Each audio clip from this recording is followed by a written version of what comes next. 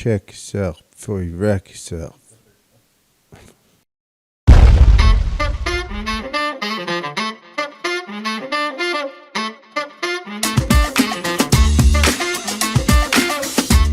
right, welcome back to the Sandy Hahn podcast. This is episode, I believe, 74. We've done so many the past week, losing track. Me and Tyler both, so we'll figure it out. But still got so much good stuff happening. It's been an amazing week. I feel so good. Again, exercising, riding a bike, golfing. I'm really excited. I thought I might be done golfing, but I'm going to play tomorrow. And then I may play every day next week because it's going to be not going to be wet. It's going to be sunny, 50s and even 60s till next Thursday. And then I think that's probably going to be it for the year. So I'm excited about that. So I'm going to play better. My goal again for this fall was to break 90. So hopefully, not hopefully, I'm going to, in a future podcast episode, be telling you that I did that, hopefully several times. So really looking forward to that. Just so excited to be going on the road. Now that we got pretty good use out of the back patio in the summer and the fall, but it's getting a little too chilly to be out there. So decided to take things on the road, and it's been really fun. Last night we were at Vic Rouser's house, sitting in the back patio with a fire, lake behind us. Phenomenal. Then prior to that, we were with Elemental Wellness, Elise Free. Well, these are all been amazing episodes. We're going to do one on the 18th at Stretch Lab with Jeannie Fueling, Coco Gerard, and Alex Norman. Really looking forward to that. And then we did this one last week, 10 days ago. No, it's Thursday night at Bay Men's Club. Actually, they meet every first Thursday of every month. So it was a week ago. And Randy Geis asked me to do a speech there. And that's what you're going to watch here after I'm done yapping. And it was exciting. It was fun. I spoke for about 45 minutes around there. Maybe it was only half an hour, 35 minutes, and there were some questions that came in from the audience. There's over 100 guys there. And even my dad showed up. And my brother Steve, that was nice. And some younger guys, Tommy Cannon, Matty Sarko, Mike Walsh Jr. showed up, so it was really nice. And we had fun. They served meatloaf and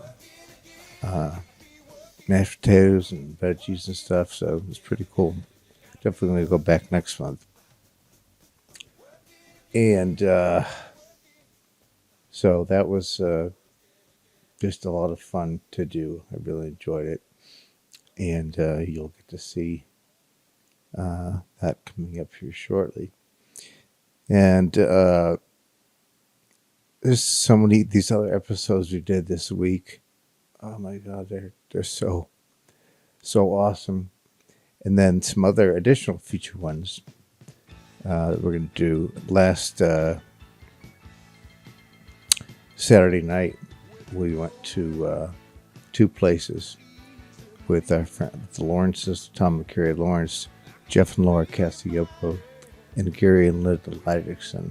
A fun group. And man, did we have a party. And we went to their Jeff Castioppo's house in Medina, which is gorgeous. We'll definitely be doing an episode from there. I guarantee you that. And we're going to look at Jeff's guitar room. That is, 50 plus guitars. And we'll have him play definitely play some songs. And Laura, they're doing a bunch of renovations to it as well. So we're going to have that whole group. So we went to a place called The Landings and Dino's Bar. The guy who owns this name's Dean Martin. And the whole theme of the bar is the Rat Pack. It's just such a great place. We met him. He had a bright yellow metallic sport coat. And I'm like, I love your style. I was so close to wearing the crushed velvet jacket I wore at the fundraiser, which was like black and burnt orange mixed together. It's obnoxious. But I'm definitely wearing that for the next episode to compete with Dean, because he's got apparently a bunch of these blazers. Great guy, too. So he's agreed that we're going to go on the road and do that with him. You're going to love this place. We didn't eat there. We just had drinks. But I looked at the food and I'm like, it looked quite good. Then we left from there. We went to a place called Pitchfork. Both in Akron on Jet Road. It's gorgeous down there. I had seen advertisement on Instagram for this place. I'm like, wow, does that look good? I sent it to some people, and Laura Castillo had been there and said it's outstanding. I'm like, okay, so we ended up setting the date. We went there. It was, without a doubt, maybe the best dinner I've ever had. All the food. From a bunch of oysters, a ton, like 3 dozen oysters. There was a lot of people eating. Then they had this grilled romaine salad, the best salad I've ever had in my life. It's like a big stalk of romaine they grill, and then you chop it up, and there's all kinds of stuff in there, corn, and it's amazing. And then we had we all ordered some different things, and we kind of figured, all right, we're gonna share the split skis. And I had a pork chop. It was the biggest pork chop I've ever seen in my life. You know, it's all Ohio farmers. And I said, she's like, well, it's so thick, it's going to be kind of pink inside. I'm like, no, I want it well done, because that's going to take a while. I go, I don't care. And it came out, oh my God, it was amazing. I had that with grilled asparagus and this mushroom demi-glaze. I got 2 sauces. I don't even remember the other one because I tried the other one. Like, I dumped it all on there. And everyone was tasting. I mean, my wife had salmon, which was amazing. Everyone got a bite of mine, which was phenomenal. I ate the whole damn plate, other than the few bites I gave out. It was the last one eaten. Plus, because it took so long. And then Jeff Cassia ordered halibut. I think it was a special at night. It was amazing. Outstanding. Every single bite of food I had was outstanding. And Tom Lawrence had these scallops, like, I don't know if they were blackened or charred scallops. Just insane. So, and I'm talking to the general manager there, Masu Miami, I believe it is. I actually called him, got his card. I just want to make sure it was his cell, and he answered. So we talked for a little bit. He was like, yeah, I remember you. And so I sent a text, and we're going to do one there too. Episode there, which is, I'm so looking forward to this. You're going to love their food. It's really cool. So we're going to do those coming up. Got a lot more coming too. A lot more guests going to be coming on. It's very exciting. Oh, and the other one that's going to come out, I think next week, is Eric Hatch and Bailey Bish, which I'm real excited about that, because he works for Solo Rider Golf Carts and has become a dear friend. We talk a lot.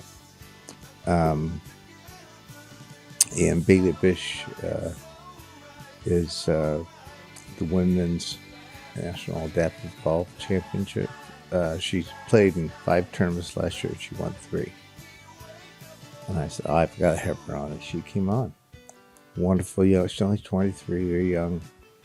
And battling dystonia, which is another awful disease, but she's quite an inspiration. So hoping to do a few more with them and some other adaptive golfers that he's very close with. So I'm very excited about that.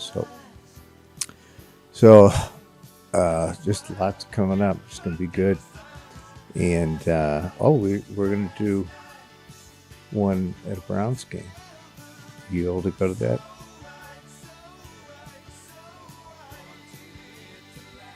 Who?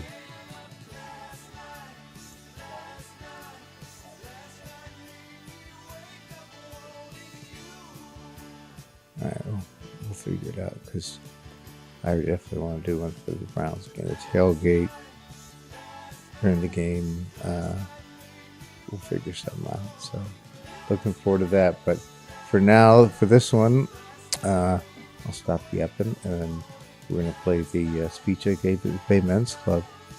And hope you enjoy it. Take care. Cheers. Marcus? Sorry about that.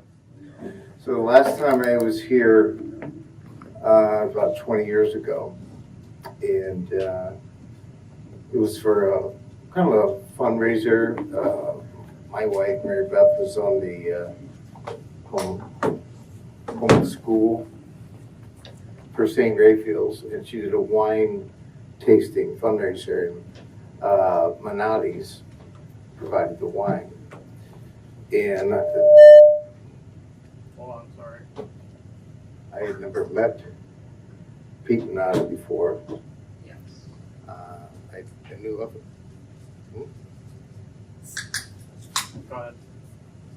Yo, check. Can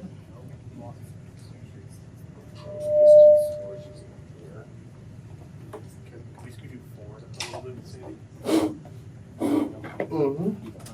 Better? Can you hear me now?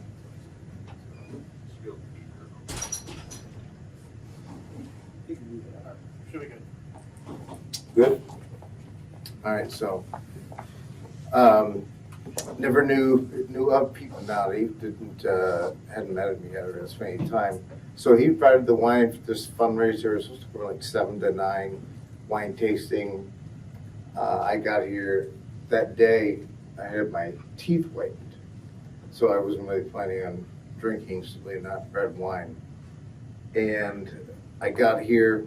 They finished up for some at Pete, and let's just say we hit it off.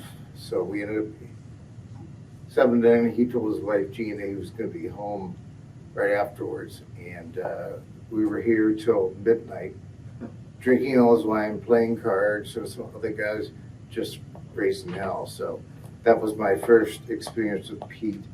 And of course, my teeth were ruined after drinking all that red wine. And then, before I get started about my stuff, there's one funny story that I still get asked about to this day. And people will always like, I heard a story about you. And, which one? And they go, Cabin Club? I'm like, yeah. So I'll share that with you and then jump in. So, and again, this was involved with Pete Manati, amongst others. And we were at, I don't know what night it was, but it doesn't matter. We're there and staying by the bar, drinking, eating. And I love they have this sliced steak that you get at the bar. I get that and tomatoes, lobster bisque, best bisque in the world. And some red wine. I just love it. But I also know it's almost like clockwork. About an hour and a half after I eat it, it's go time. I got to take it down. So we had already been there for a while, and I go to the bathroom, and basically I fell asleep on the toilet, passed out. And when I woke up, it was 1 o'clock in the morning and the place was closed. Pitch black. Luckily I've been there enough. I wake up, I clean myself up, turn the lights on, I'm like, oh my God, I'm so fucked.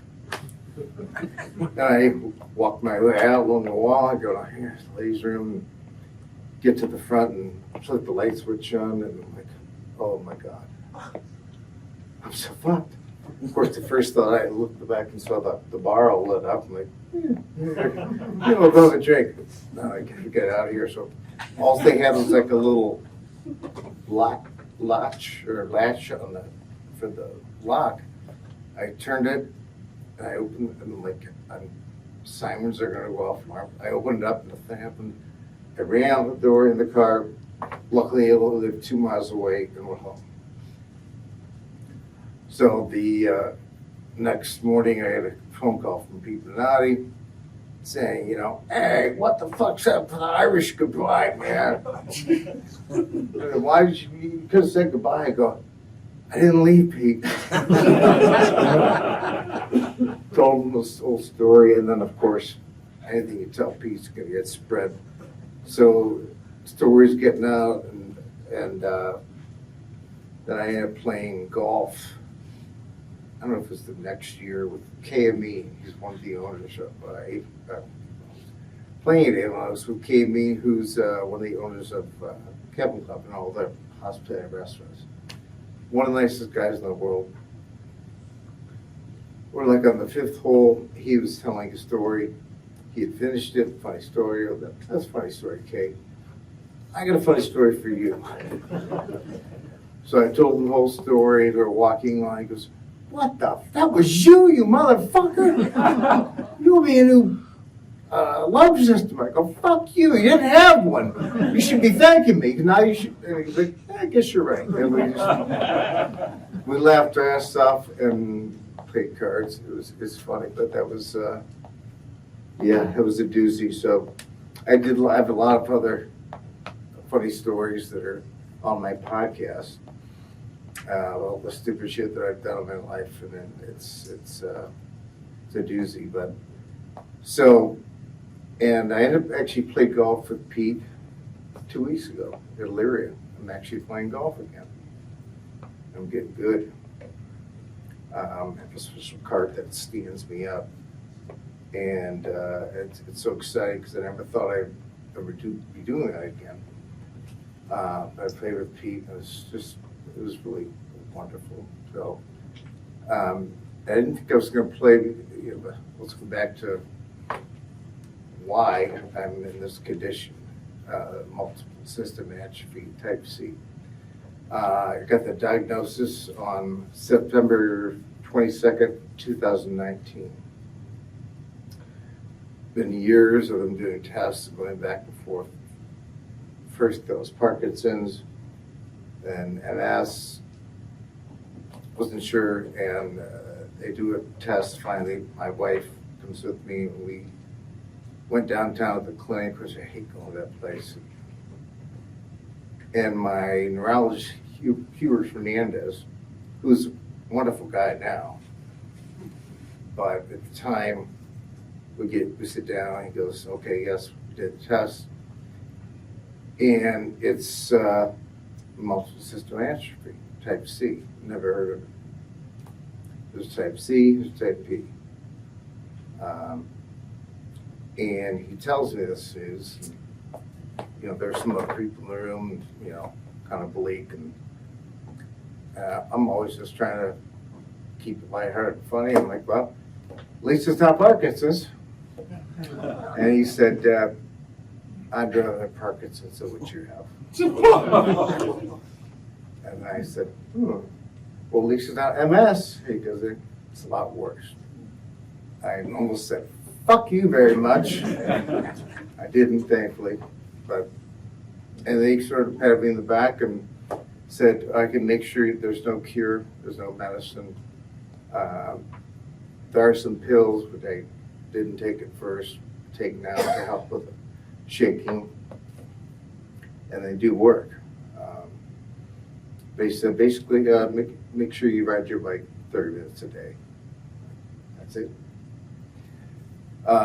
It's so rare. There's less than 50,000 people in the world who have it.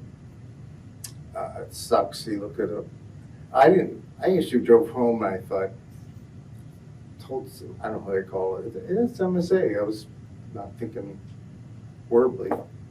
Got home and I was upstairs and came down to get some water or something to eat, and my wife was on the couch crying, talking to someone. I'm like, what's wrong?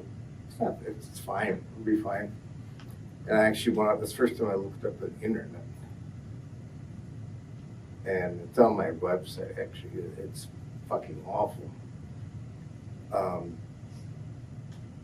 It's related to Parkinson's, but it's a lot worse.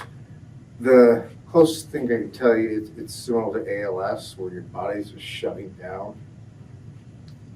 And it's hard to move, but I think ALS is the only disease that's worse than mine. Because that's another old one. But so I struggled, and that's when it hit me. Life expectancy is 6 to 9 years from when the symptoms started. My symptoms started back in 2016. So I'm supposed to be nearing my end, but I'm fucking beating this disease. And I want to show others how to do it. And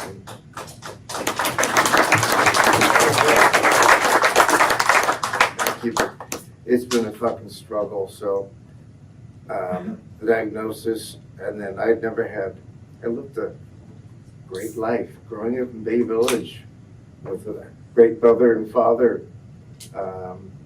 Pretty spoiled, honestly. Played golf, skied, and I'd never had depression or anxiety in my life until it happened. I got this, and it's like a ton of fucking bricks. You know, I always heard people talk about depression or anxiety. I'm like, snap the fuck out of it. Just, come on. It's not that bad. Oh, it's fucking bad. I got through it. Initially, but still had bouts of it. Started going to see and within a month, I was already, had to use a cane. It was hard to move. And I went through years of hell, just up and down, seeing doctors, holistic doctors. But I tried everything. There's nothing out there. And you're just desperate. There's steroids and shots. And it wasn't until I saw my personal trainer, Tanya, who's fantastic, sent me a video of Dr. Joe Dispenza, who I had seen before, but it's all about meditation. And I kind of blown it off. And then, of course, that's the thing that saved my life. I went to a retreat, week-long retreat in Cancun, Mexico, 2021. And I didn't know what to expect. It's fucking weird. There's a lot of weird people there. It's like an Amway convention. Everyone's like, ooh, I just calm the fuck down, people. And I go through it, and it was expensive. And second day, I didn't know about meditation and energy centers or chakras, which is, sounds fucking weird. It is. But I learned about it that day and started learning how to meditate. It was difficult. And then that afternoon, they had, he brought up 10 experienced meditators. And he goes, shut the lights down, music on it, and they start going. And he goes, everyone gets to their zone a different way. And these people, some of them are like, what the fuck am I doing here? These are fucking weirdos. And then I'm like, well, I'm here, I paid all this money, might as well go all in. 3 days later, I'm on the ground, I'm convulsing and laughing, and I'm up dancing with people. I felt alive. It was unbelievable. And so I could go on for hours. Meditation has saved my life. I don't push it on people when they ask, and I tell them stories of when you hear a person who talks about his website, Dr. Joe Dispenza. I was telling people, go and look at the transformation stories. I was crying.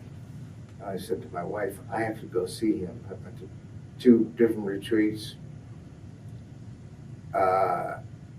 When you see a lady from South Africa who flew up to Denver to tell her story, she had cancer everywhere, cervix, then moving up, did chemo, back and forth, and then it got in her bones. And apparently if it gets in your bones, you're done. He had her try and do more chemo, and she said, I'm going to try something different. And she goes, we're all into meditation. And it's deep. But I'll cut that story short where she's up and telling it. And she goes, well, I'm here because I wanted to bring my most recent oncology report. I skipped a lot. The cancer's gone. It's really healed. When you see that, and there's other stories, people are given 2 months to live, and now 2 years later, they're up on the stage talking. It changes you, especially when you have nothing, no options. So I went all in, did it every day, at least twice, sometimes 3 times a day. I never gave up. But last year, and I kept doing the podcast, it gave me something to do. But last year was fucking hell. And I was in a hospital, but I never stopped. I was meditating, I'd see my future life and being healthy. And I'd wake up and feel great, and I got out of bed and boom, I couldn't move. I had to go to the bathroom. So I never stopped. And then, and the last year was horrible. I thought it was my last Christmas. But it's not. And it wasn't until middle of February when finally things changed. And it was meditation that got me there, because all of a sudden I went from thinking I'm dying, I finally got to sleep. That was the key. I couldn't sleep. CPAP, I hate that fucking thing. Taking drugs, couldn't sleep. Finally just said screw it, and I went and laid down. And I slept. Not great. The next night, well, that was good. And I did it again, and now I'm sleeping like a baby. Sleep is amazing. So I started a podcast after I got back from the Cancun to start telling my story. Initially, it was going to be a story about just something for my wife and kids to remember me by, because I'm fucked. And throughout the year, it was difficult. And we took sometimes a month or 2 off because I couldn't get out of bed. I couldn't move. And then now I want to spread the word. I know I've been given a gift. This disease is a gift that allowed me to change my life and help others to heal from whatever they want, which is now what the podcast is about. I've got a guy in Australia who has MSA. He's going to come on. People are finding me now. And I feel like I need to keep spreading that message to save me, because meditation has saved me. Because this disease, there are people who had it diagnosed after me who are already dead. Because when it gets bad, I almost gave up last year. I didn't want to live. It was horrible. Never thought about committing suicide, but I can understand what people in that much pain will do with assisted suicide. I didn't give up, and I'm never giving up now. I am fucking back. I'm golfing. I'm going to ski this winter. I'm doing tons of podcasts. They're all fun, exciting, and I just can't wait to keep living. I ain't fucking dying.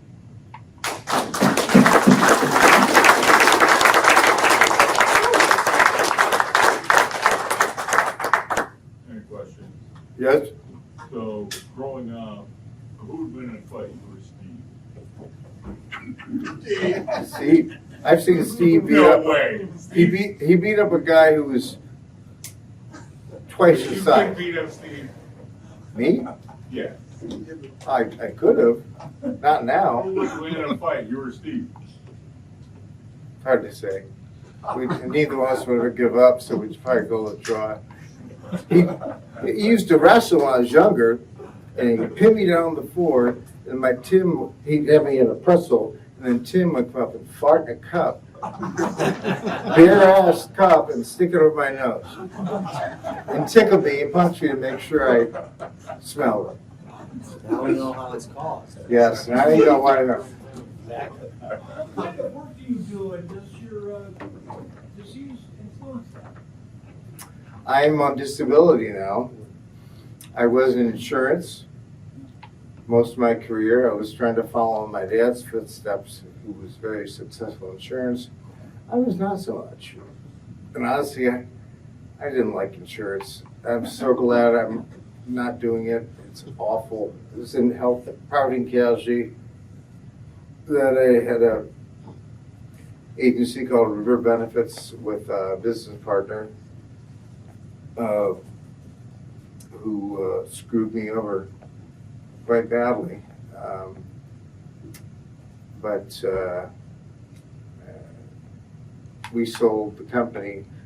Actually, that was a good thing in 2018. And this big company, and they had disability insurance. We didn't have it. So now, thankfully, a year later is when I got the diagnosis and things went best out. So luckily I have disability insurance, so that was the only good thing that happened out of that business. So yeah, I don't work anymore.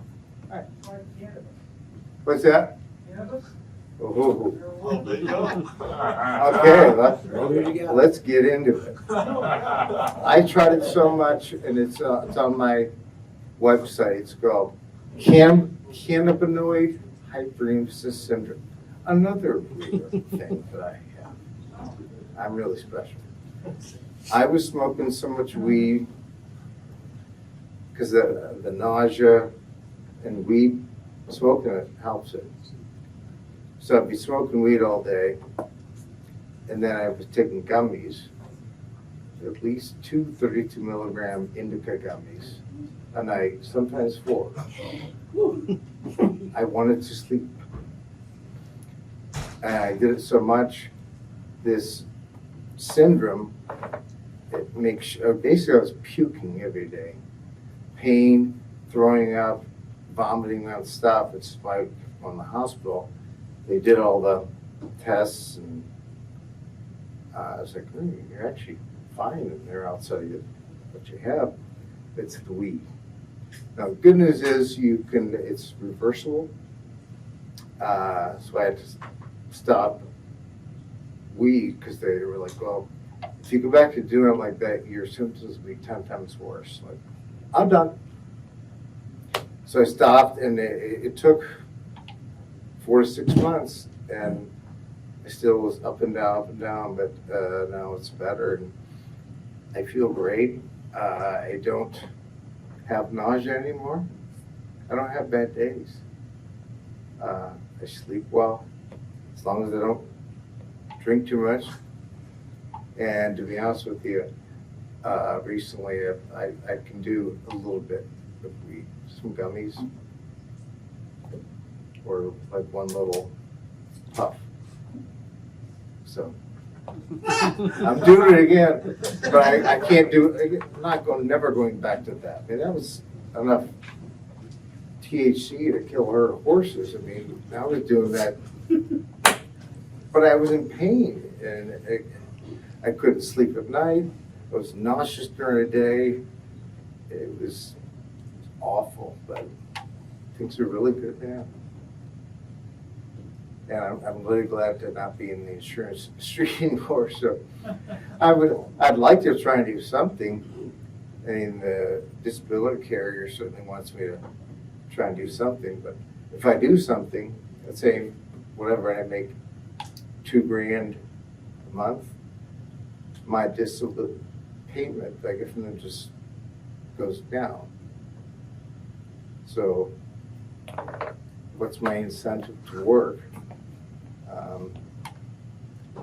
But I would like to do something, but I'm gonna have to do, we're gonna try and get this podcast to go national and see if we can't beat Joe Rogan. And I'm gonna try and get there. Doing a podcast tomorrow with the guy from Solo Rider, the golf cart that I ride. You know, it's a one-seater cart. The seat swivels and it stands me up, and then I can play golf. And I'm going to start. The first Ohio Adaptive Open was last August, and the guy who won it shot 86.97. I'm going to beat his ass next year. And I've already shot 90. Huh? Yes, I go from the tee, stand up, and I go right on the green, and it does less damage to the green of the tee than somebody walking on it. So it took a while to get going, and it took a while to get used to it, but I'm already here. I mean, I have my drives, the best club, 220, 230 down the middle with the draw. And As long as I tee it up right. yes. Yeah, you should have to have somebody tee it up for it. But I can actually pay by myself. I hook the thing. I mean, it's pretty funny. And I do it. I have to use a martini tee. It's a big, huge thing because a regular tee, my hands will shake too much. But I'm out there. I'm playing every day. I love it. Again, I'm going to ski this winter. They have a big adaptive program at Hollymont in Ellicottville, which I grew up skiing, being there. So I can't wait. So we're going to go. My brother Steve will take me up there, and I never thought I'd be golfing and skiing, and it's life-changing. It's totally changing. I feel better. I got something to do. I got tournaments to win. This the lady tomorrow is the women's national championship for adaptive golf. Bailey Bish. She's got a sponsorship with Ping and some other company. They pay for her clubs. They pay for travel around the country and play. So that's my goal for next year, is have them give me clubs and pay for this shit, because it's expensive. So I started, all I had in my bag were Pro V1s, and me and Tyler were the first one out. I was hitting horribly, wham, just losing balls. I'm like, fuck, I gotta get some shitty balls. These are $5 a pop, and just bang, out of bounds in the water. So Brother Steve brought me up to Play It Again Sports. They have used golf balls, 49 cents a piece. And they're not bad. So I bought a ton of those. So Pro Vs now are, if there's a hole without water, and somebody can see it, because I go out there, I had 4 or 5 shots by myself, and nobody's out there. I love playing golf by myself, but then I can't find them. So just in the fall, we played at Lyria. The leaves everywhere, you're losing balls left and right. So I'm gonna buy cheap balls, but I've never been more excited. I feel mentally stronger than I've ever felt in my life. Physically is still a challenge, but I work out every day. I ride the bike just to fight this off, because it's a multiple system atrophy, and it's my body is just shutting down, and so I got to fight back to beat it. And I was trying to think of another story. Or I was going to go. People ask me that they have trials, went to Detroit to see some neurologist. These guys are kind of dicks. Their bedside manners. I go up there and they wanted me to. They're all, because I'm going to do this trial. They're like treating me like, oh, you know, this is going to be so helpful to other people. I'm like, oh, so you told me I'm fucked, but maybe you'll help others. And you have to do a trial that has to be, half the people get a placebo. So you don't even know for a year and a half if it's doing anything. I have a friend who's he's a pharmacist who said, yeah, but if those things are actually working, they're going to give it to everyone. That was my final straw, but before that I was going to do, because they're like, well, you have to do a spinal tap. I'm like, oh. And like, well, you shared us all the weed and THC you're doing, and you can't do that. I'm like, no. So I didn't do it. But the story on there, again, even on there, I try to keep things lighthearted, and this neurologist was like total dick. And I'm telling the story about how my neurologist, when I said, oh, it's not Parkinson's. No, it's worse. It's not MS. It's worse than that. And I said to him, but at least it's type C, cerebellar, and not type P, Parkinsonian.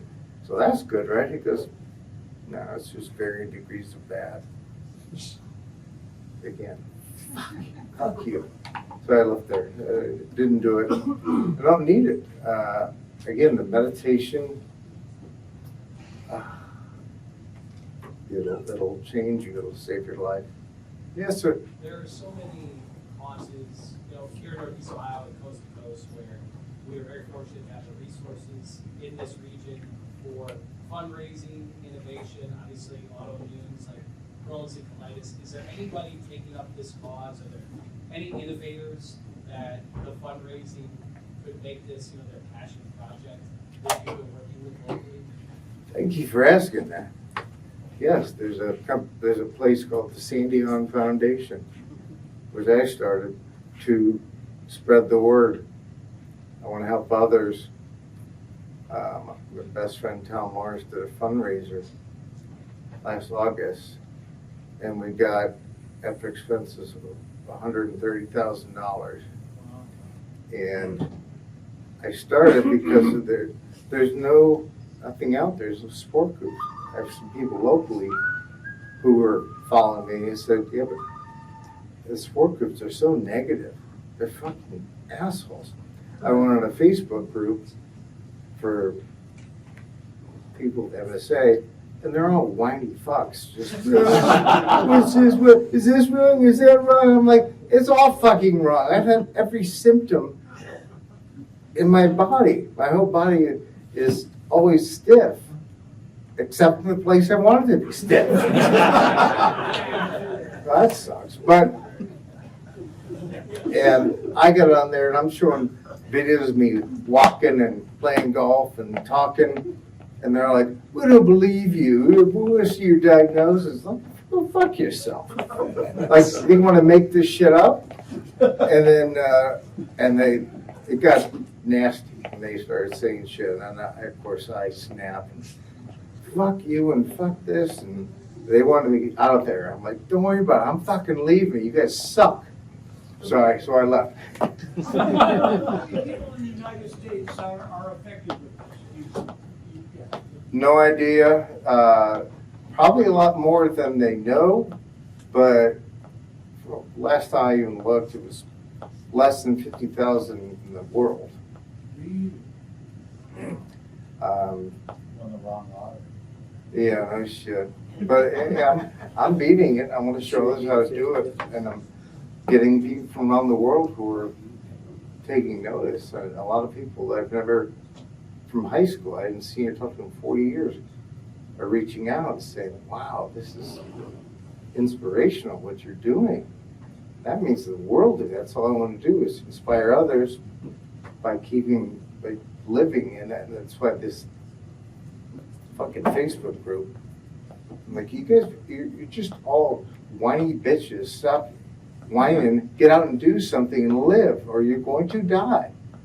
And even after I said that, then I almost felt so shitty, I almost died, but I didn't. And I'm here. I feel fucking great, and I just can't wait to live life. What is it that you think about the meditation that was caused through the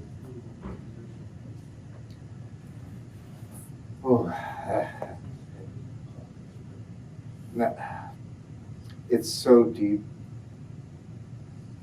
and when you got to go in deep, deep, deep, your mind can heal your body. positive thinking about it? It's more than that, definitely. But again, when you're seeing people, I saw a guy at a retreat with ALS get up out of the wheelchair and walk. I mean, I tell these stories, and there's numbers of others that people with cancer and this and this and that.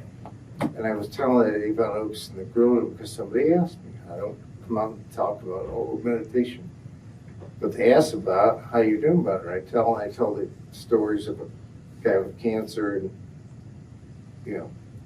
2 months to live. Get your writers in order. And he was in a wheelchair. Now 2 years later, he's on a stage talking, saying, "I meditated. My tumor's almost gone." And the lady from South Africa and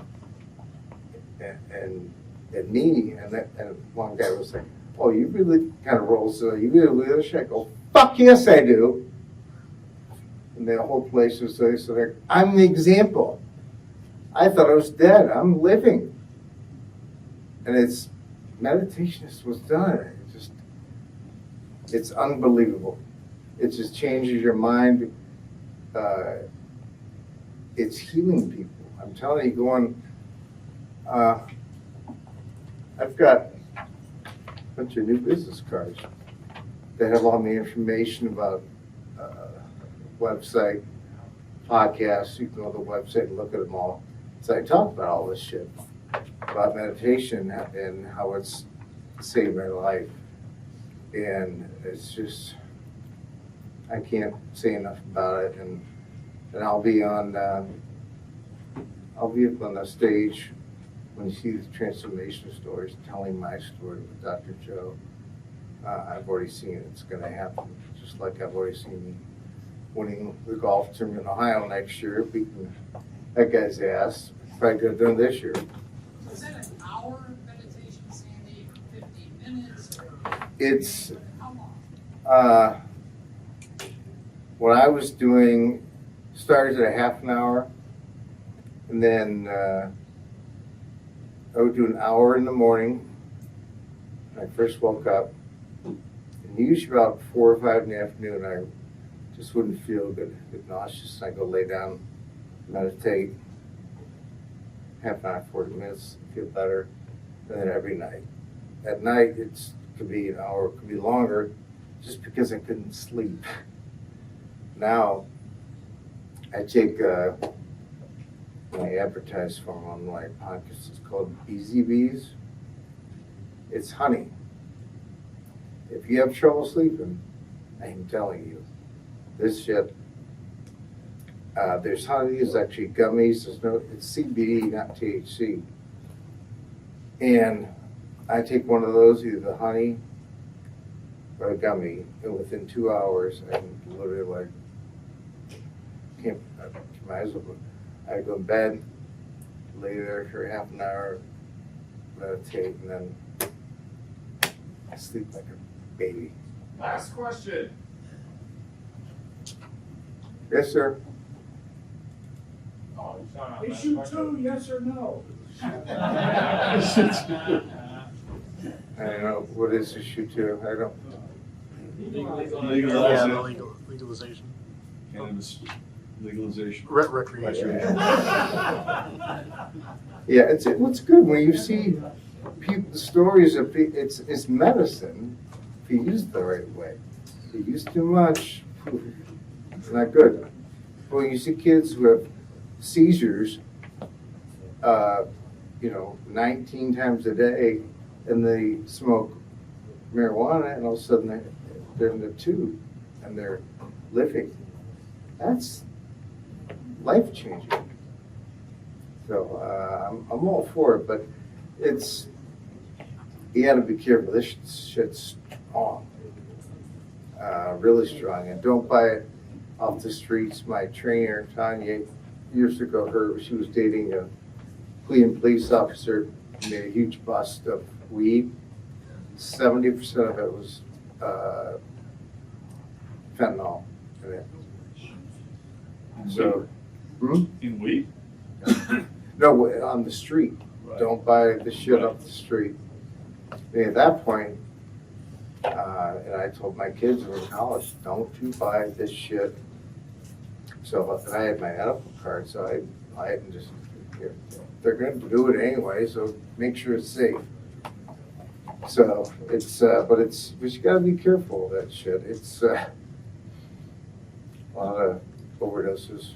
Any thought to trying the treatments that Deshaun Watson was using? Do you have any phone numbers? No, I don't. They seem to have been very effective at the time.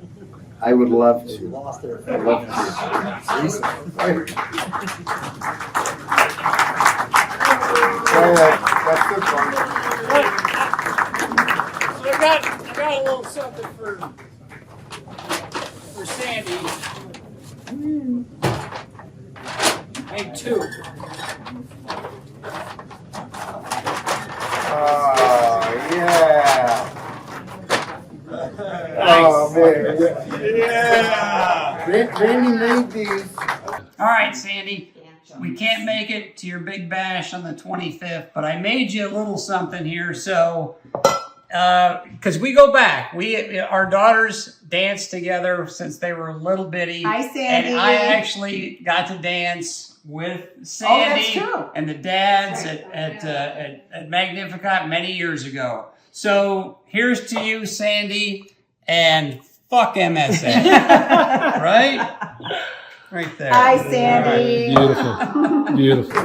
And we're asking the faithful, next week, Randy, Right? Look at that. Randy's going to come on. We're going to do a podcast at his house. Show this during it and talk about it. And I'm going to show the video of where him and Jenny brought these over to Tom Marks. Yeah. And he made all these. Nice! So fuck MSA. Fuck. And nice stuff. So I'm going to All right. thank you, everyone.